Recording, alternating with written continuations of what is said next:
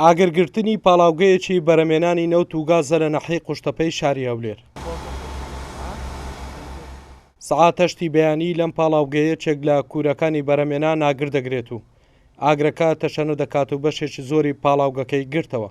دوای گەیشتنی تیمەکانی بەرگری شارستانی هەولێر توانرا لە ماوەی کەمتر لە 3 سەعات ئاگرەکە بە تەواوی کۆنتڕۆڵ بکرێت. هۆکاری ئاگرەکە بەپێی لێکۆڵینەوە سەرەتاییەکان، بەڵام ئەمە هێشتان پشتڕاست نەکراوەتەوە بە وتەی وەرگرتنی وتەی ئەو کەسانی کە لە شوێنەکە بوون کوورەکەی تەقیوە و ئاگرەکە ڕوویداوە. بەهۆی ئاگرەکەەوە زەرەر و زیانێکی زۆر بەر پاڵاوگەکە کەوت کە زیانەکان لە سەر و 1 ملیۆن دۆلار دەخەملێندرێت. یەک کارمەندی بەرگری شارستانی بەهۆی نزیکبوونەوەی لە ئاگرەکە بێهۆش دەبێت و دەبرێتە نەخۆشخانە. ئاگرەکەی زیانێکی دیکەی برینداربوون و گیانی نەبوو. زەر و زیانەکەی تقریبان سەرەوەی ملیۆن دۆلارە و ئەوی دیکەش ئاگرەکە لە جەهەنەمەکەیەوە بوو، هەلیدا بوو، تەقی و جەهەنەمەکەی ئاگرەکەی گرتو.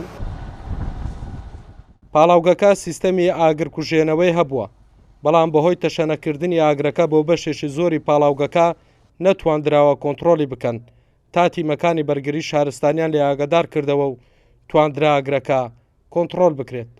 هەڵگورد ئەحمەد، کورتسات نیوز، هەولێر.